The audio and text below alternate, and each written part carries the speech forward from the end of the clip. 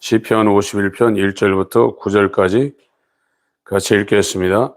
시작. 하나님이여, 주의 인자를 쫓아 나를 긍휼히 여기시며 주의 많은 자비를 쫓아 내 죄과를 도말하소서.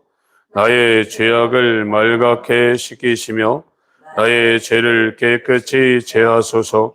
대저 나는 내 죄과를 아우니 내 죄가 항상 내 앞에 있나이다. 내가 주께만 범죄하여 주의 목전에 악을 행하였사오니 주께서 말씀하실 때 의로우시다 하고 판단받으실 때 순전하시다 하리이다. 내가 죄악 중에 출생하였음이요 무천히 죄 중에 나를 잉태하였나이다. 중심의 진실함을 주께서 원하시오니 내 속의 지혜를 알게 하시리이다. 우슬초로 나를 정결케 하소서. 내가 정하리이다. 나를 씻기소서. 내가 눈보다 희리이다. 나로 즐겁고 기쁜 소리를 듣게 하사 주께서 꺾으신 뼈로 즐거워하게 하소서. 주의 얼굴을 내 죄에서 돌이키시고 내 모든 죄악을 도말하소서. 아멘. 시편 51편은 하나님께서 구원하시는 그 단계가 있고 과정이 있는데, 이 과정의 첫 번째 과정을 여기에 아주 자세하게 설명을 했습니다. 물건을 만들 때도 여러 가지 공정을 거치고 다 과정을 거칩니다. 그래서 이 죄인을 하나님께서 구원하실 때 공통된 그 과정을 다 거치게 하나님께서 설계를 하셨어요. 그래서 구원받은 사람들은 비슷한 그 과정을 다 거칩니다.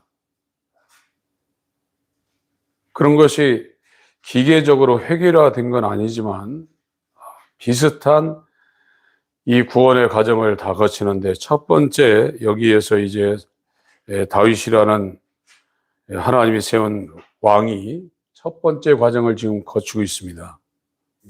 이것은 나단이라는 선지자가 다윗에게 보내졌어요.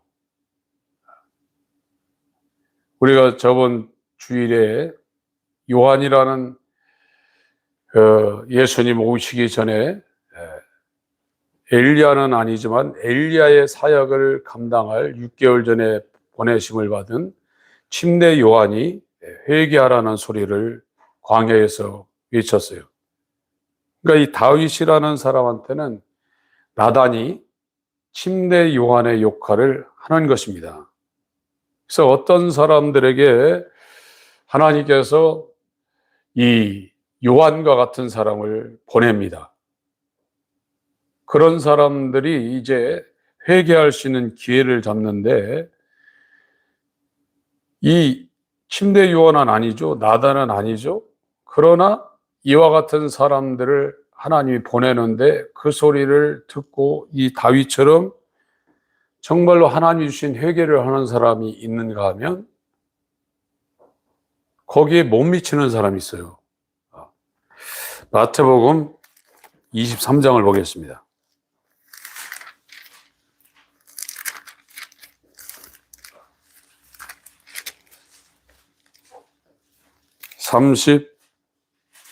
37절,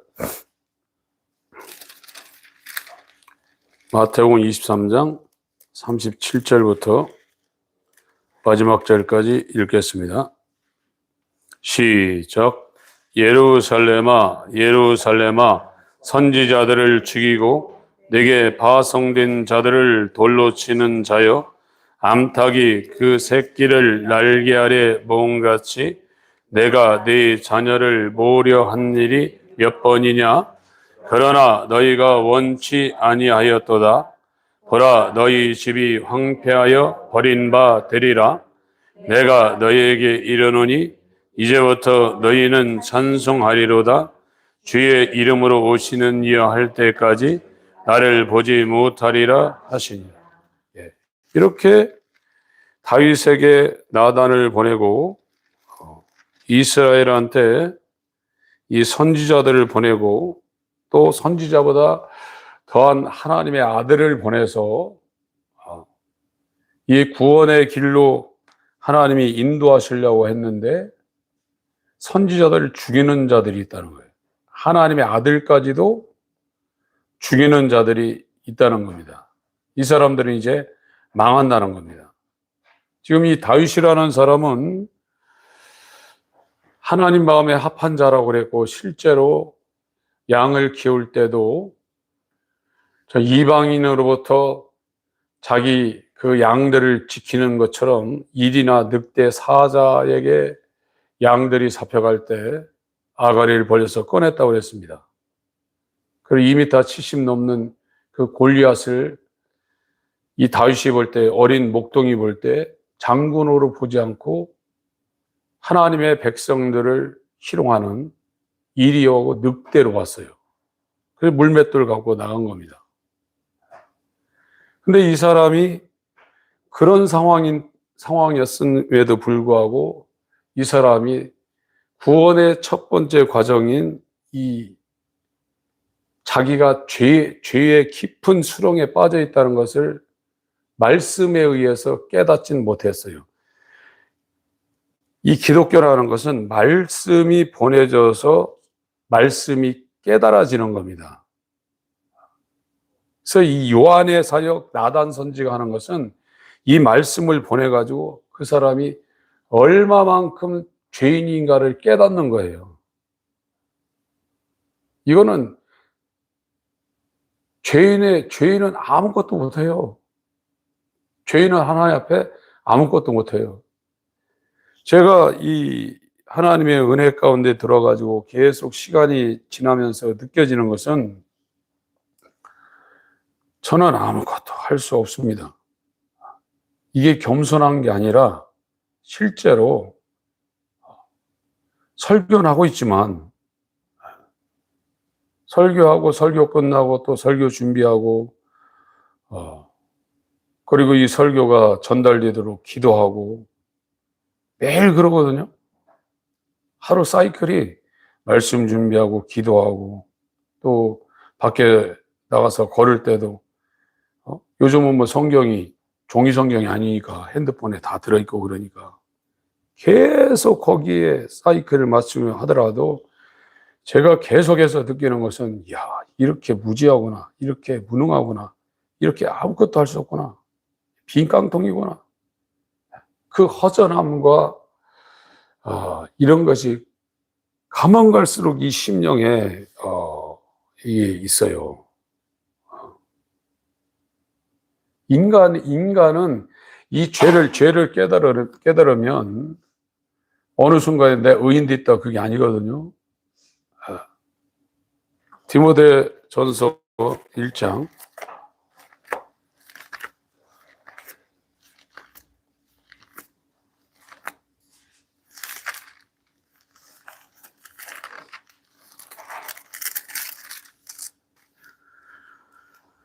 15절 디모데 12절부터 읽겠습니다. 12절부터 15절까지 시작. 나를 능하게 하신 그리스도 예수 우리 주께 내가 감사함은 나를 충성되이 여겨 내게 직분을 맡기심이니 내가 전에는 회방자요 핍박자요 포행자이었으나 도리어 긍휼을 입은 것은 내가 믿지 아니할 때 알지 못하고 행하였음이라. 우리 주의 은혜가 그리스도 예수 안에 있는 믿음과 사랑과 함께 넘치도록 풍성하였도다. 빛보다 모든 사람이 받을 만한 이 말이요 그리스도 예수께서 죄인을 구원하시려고 세상에 하였도다. 죄인 중에 내가 계신. 그러니까 이 하나님의 은혜 가운데 들어가면 시간이 지나면 지날수록 자기가 얼마나 형편없는 사람인가를 계속 보는 거예요. 그게 진행되지 않으면 종교 생활하고 있는 겁니다. 누가 뭐라고 그래도 그것을 옛날처럼 그렇게 생각 안 합니다. 하나님 앞에서 그 상황을 보고 그걸 생각하고 그걸 자기에게 적용하고 이렇게 간단 말이에요. 그러니까 우리는 얼마나 형편없는 사람인지 몰라요. 이 다윗이 시편 51편 회개한 것은, 다윗은 시편의 거의 대부분을 썼습니다. 하나님을 찬양하고 이 광야에 있으면서도 그 자기를 죽이려고 쫓아다녔던 사울도 몇 번 죽일 뻔했어요. 안 죽였어요. 그리고 그 광야에서 여호와는 나의 목자시니 내가 부족함이 없다는 이런 시를 쓰고 그렇게 살았던 다윗인데, 이 율법이 가서 나단 선지에 가서 침례 요한이 가서 침례를 주니까 자기가 얼마나 형편없는 사람인가를 깨달았고, 이 형편없는 이 상황에서 이 죄를 사함받는다는 것이 가망성이 없는 것을 깨달았어요. 그래서 시편 51편을 쓴 겁니다. 인간에게는 하나님 앞에 내어놓을 게 하나도 없습니다. 우리가 하나님의 일을 한다고 그러죠. 하나님의 일을 하는 것은 예수와 연합해서 예수님이 내 안에서 일을 할 때 하나님의 일을 하게 되는 것이지, 그렇지 않으면 전부 다 모래 위에 집 짓는 일만 하는 겁니다. 고린도전서 2장을 보겠습니다.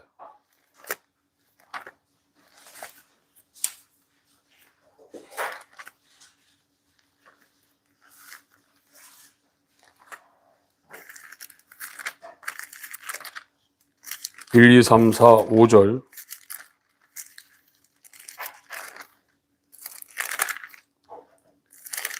같이 읽겠습니다. 시작. 형제들아, 내가 너희에게 나아가 하나님의 증거를 전할 때 말과 지혜 아름다운 것으로 아니하였나니, 내가 너희 중에서 예수 그리스도와 그의 십자가에 못 박히신 것 외에는 아무것도 알지 아니하기로 작정하였음이라. 내가 너희 가운데 거할 때 약하며 두려워하며 심히 떨었노라. 내 말과 내 전도함이 지혜에 권하는 말로 하지 아니하고 다만 성령의 나타남과 능력으로 하여 너희 믿음이 사람의 지혜에 있지 아니하고 다만 하나님의 능력에 있게 하려 하였노라. 사도 바울은 달변가였습니다. 지식이 굉장했던 사람이죠. 그래서 그리스도 아테네에 가가지고 이 스토아학파, 에피쿠르스 학파 최고의 이 학자들하고도 논쟁을 할 수 있었던, 그 당시에 헬라 철학의 최고의 첨단에 있었던 사람이에요. 그런데 이 하나님 말씀을 전할 때는 약하며 두려워하며 심히 떨었다고 그랬어요.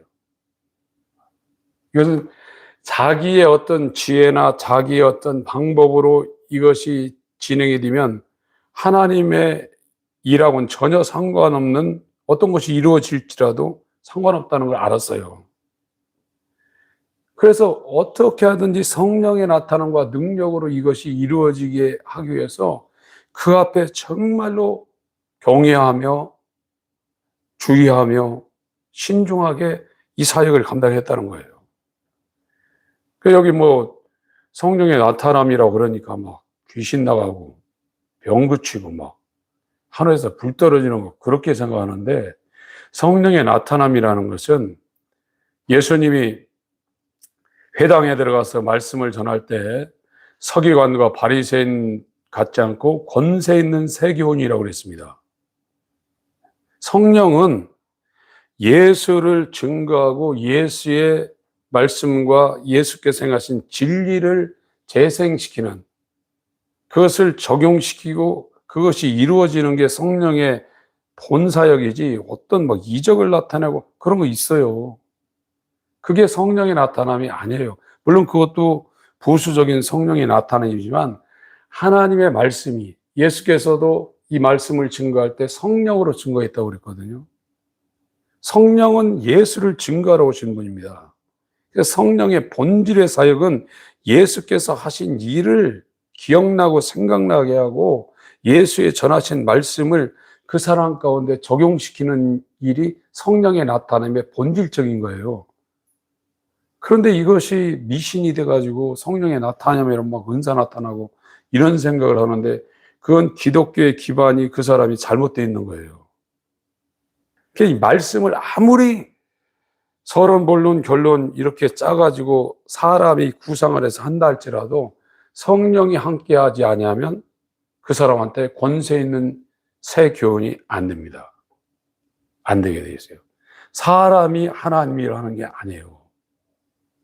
예수님이 아버지를 나타내셨고 이제 예수님이 가시니까 예수 그리스도가 하신 그 일을 성령이 와서 다시 증거하는 일을 하나님께서 하시는 일이에요.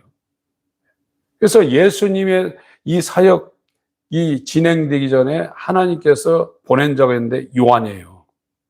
요한은 죄를 깨닫게 하는 겁니다. 회개케 하는 사역을 하는 사람이 요한이에요. 이 다윗한테는 나단이 그 일을 한 거예요. 나단이 가가지고 얘기하니까 어떤 사람은 안 들어요. 나단을 보내도. 그거 아니라고 해도 안 들어요. 그러나 다윗은 왕임에도 불구하고 이 나단의 소리를 듣고 죄가 자기가 모친의 태중으로부터 죄 중에 죄악 중에 출생했고 자기는 절대로 하나님의 영광을 위해서 마음을 다하고 뜻을 다하고 목숨을 다하고 하나님을 위하여 이웃을 내 몸처럼 사랑할 수 없는 죄인이라는 걸 깨달았어요. 죄의 본질은 율법의 두 강령이라고 했죠. 마태복음 22장에 하나님을 사랑하고 이웃을 사랑하는 것. 그것이 죄가 없는 의 상태의 하나님의 아들의 삶이라 이거예요. 저와 여러분을 하나님의 형상이신 예수 그리스도의 모양을 따라 형상을 따라 그 모양대로 지은 것은 우리가 하나님을 온몸을 다하여 예수님처럼 이웃을 온몸을 다하여 예수님처럼 사는 존재로 만들었는데 이 죄가 들어가지고 내 영광을 구하고 내 뜻대로 사는 마귀 자식이 된 거예요. 근데 다윗이라는 사람은 나단 선지자의 그 말을 듣고 이 율법이 가서 정죄를 해버린 겁니다. 아, 나는 이렇게 사무엘 선지자로부터 기름 부음을 받고 이렇게 살았지만 나는 하나님을 위해서 살 수 없는 존재구나. 내 욕망을 위해서 밧세바를 취하고 그걸 내 것으로 완전히 소유해서 그 정말 충신 우리아를 사지로 해서 죽인 살인자요 간음자요 완전히 마귀 자식이구나. 이것이 빛으로 다윗 속에 확 들어온 거예요. 나는 정말 무지하고 무기력하고 아무것도 할 수 없는 티끌보다도 못한 지렁이보다도 못한 이런 존재라는 것이 다윗한테 계시된 겁니다. 구원받은 사람들은 전부 다 이 과정을 동일하게 거치게 되어 있어요. 그것이 모양이 약간 다르고 진짜 이제 정통으로 오면 사도 바울처럼 빛이 와가지고 얼마나 가망성이 없는 존재인가 빛으로 이제 그가 깨닫죠. 그게 아주 정식 코스입니다. 그러나 다 똑같은 건 아니에요. 회기와 기계와 정형화는 아닙니다. 너는 이렇게 안 됐으니까 너는 구원의 과정을 지금 안 밟고 있다. 이렇게 말 못하는 거예요. 그러나 전적 타락이라는 것이 빛으로 오든지 정말 이게 선지자에 의해서 이 말씀이 가서 그 사람한테 이렇게 적용되든지 하는 이건 다 거치게 돼 있어요. 이것이 다윗이 지금 이 과정을 지금 거치고 있는 겁니다. 그래서 이 죄를 깨닫고 난 다음에 시편 51편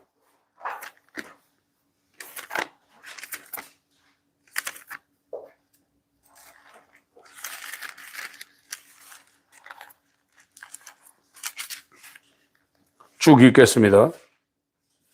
1절부터 시작. 하나님이여 주의 인자를 쫓아 나를 긍휼히 여기시며 제 많은 자비를 쫓아 내 죄가를 도말하소서. 나의 죄악을 말갛게 씻기시며 나의 죄를 깨끗이 제하소서. 대저 나는 내 죄가를 아오니 내 죄가 항상 내 앞에 있나이다. 내가 주께만 범죄하여 제 목전에 악을 행하였사오니 주께서 말씀하실 때에 의로우시다 하고 판단받으실 때에 순전하시다 하리이다. 내가 죄악 중에 출생하였으며 모친이 죄 중에 나를 잉태하였나이다. 중심의 진실함을 주께서 원하시오니 내 속의 지혜를 알게 하시리이다. 우슬초로 나를 정결케 하소서. 내가 정하리이다. 나를 씻기소서. 내가 눈보다 희리이다. 나로 즐겁고 기쁜 소리를 듣게 하사 주께서 꺾으신 뼈로 즐거워하게 하소서. 주의 얼굴을 내 죄에서 돌이키시고 내 모든 죄악을 도말하소서. 다윗은 나단 선지자가 와서 사무엘하 11장 12장에 책망을 할 때 전적 타락을 깨달았어요. 어머니 뱃속부터 엄마가 죄 중에 나를 잉태했고 내가 죄악 중에 출생했구나. 아담이 범죄할 때 아담 안에서 내가 창세기 2장 17절을 범했고 그 죄의 삭은 사망이다. 영원한 불못에 들어가는 죄책을 내가 갖고 왔고 내 마음이 만물보다 부패한 더러운 마음이 됐구나. 이걸 하나님이 깨닫게 해서 깨달은 거예요. 이건 굉장한 겁니다. 하나님이 깨닫게 하지 않으면 깨달을 수 없어요. 이게 선지자 역할, 율법의 역할, 침례 요한의 물침례 역할이에요. 그러고 났는데 보니까 산 넘어 산에 이제 죄를 깨달았는데 죄를 사할 수 있는 방법이 없는 거예요, 지금. 죄를 깨달았는데 이것도 굉장히 정말 전적 타락, 이게 죄에서 벗어날 수 없는 죄짐을 짊어진 거 깨달은 것도 굉장한데 더 큰 문제가 생겼어요, 이제.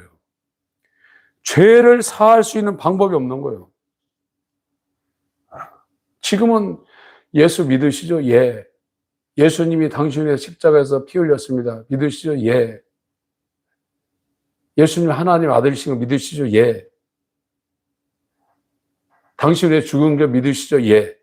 구원시켰어요.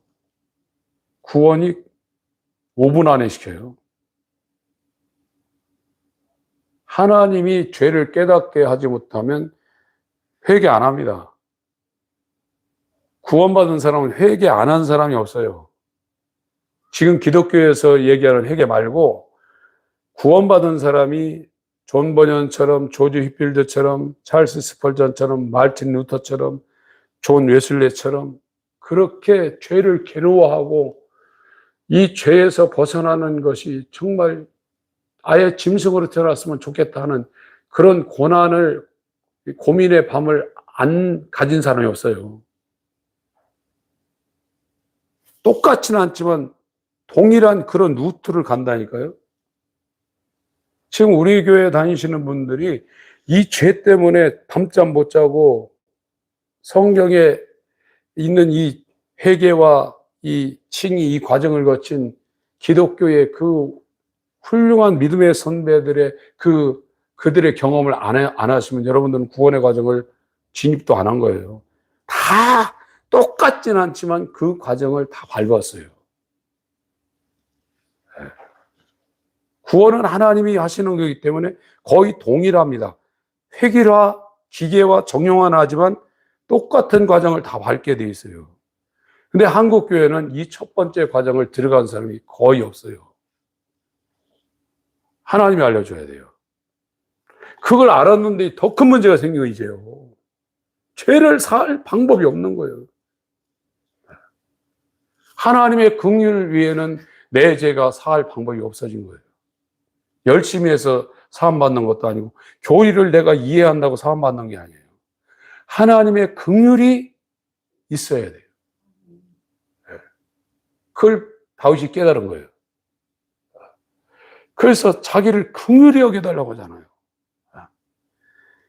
출애굽기 33장에도 모세가 하나님 앞에 이스라엘을 구원해달라고 막 해도 내가 긍휼히 여길 자를 긍휼히 여기고 불쌍히 여길 자를 불쌍히 여긴다고. 이게 헤세드입니다. 인자하심. 그걸 사도 바울이 로마서 9장에 받아와가지고 우리의 원함으로도 말미암음도 아니요 다른 박질함으로 말미암음도 아니요 하나님의 긍휼하심을 쫓아서 구원한다고 그랬어요. 죄의 사함은 하나님의 긍휼을 힘입은 자만이 얻을 수 있는 지상 최대의 것이라고 말해도 이 말이 잘못된 말이 아니에요. 하나님의 용서를 받는 거. 이게 죄 사함이에요. 그걸 다윗이 지금 시편 51편에 죄를 깨닫고 이 죄는 우술초로 찍어서 뿌린다고 그랬죠. 출애굽기 12장하고 그 6월절 할 때 우술초로 찍어가지고 이스라엘의 문선주 일방에 발랐습니다. 레위기 14장에는 문둥병 걸린 사람 우술초로 찍어서 그들을 정결케 하는 것이 4번인가 5번 나오는데 우술초로 찍어서 나를 정결케 해달라는 거예요. 하나님의 어린 양이 흘린 그 피가 대제사장이신 예수 그리스도가 우술초로 찍어서 뿌려야만 자기가 죄사함 받는다는 걸 이 다윗은 구약시대 또 알았어요. 하나님 알게 해서. 그러고 이제 그 다음 주에 할 그 새 마음, 새 영, 이쪽으로 이제 가는 겁니다. 구원의 과정은 동일합니다. 모든 사람의 구원의 과정은 1공정, 2공정, 3공정, 4공정 동일해요. 회개라는 아니지만 똑같은 과정을 다 거치게 되어 있어요. 그러나 지금 세계 교회나 한국 교회 이 구원의 과정, 이 죄를 깨닫고 죄를 깨닫는 사람이 괴로워하지 않는다? 이건 없어요. 회개하지 않고 양심의 가책을 받는 사람만 있어요. 여기 지금 하나님께만 지금 범죄했다고 그랬죠. 죄를 깨달으면 밧세바한테도 가서 사과해야죠. 우리한테도 군대한테도 가서 백성한테도 용서를 빌어야죠. 그걸 무시한 게 아닙니다. 죄는 그들에게 범죄하기 전에 하나님 앞에 제일 먼저 죄를 졌다는 거예요. 그걸 강조하기 위해서 밧세바 우리와 이스라엘 군대를 얘기를 안 한 것뿐이에요. 그 양심의 가책을 받으면 하나님께 범죄했다는 이 생각이 안 들어요. 그 사람들한테 미안하지. 이건 양심의 가책받는 것이지 회개하는 게 아닙니다. 회개는 하나님께 내가 범죄했다는 거예요. 다윗은 죄를 정통으로 알았습니다. 그리고 이 죄 문제를 해결할 수 있는 것은 하나님의 긍휼밖에 없다는 걸 정통으로 알았습니다.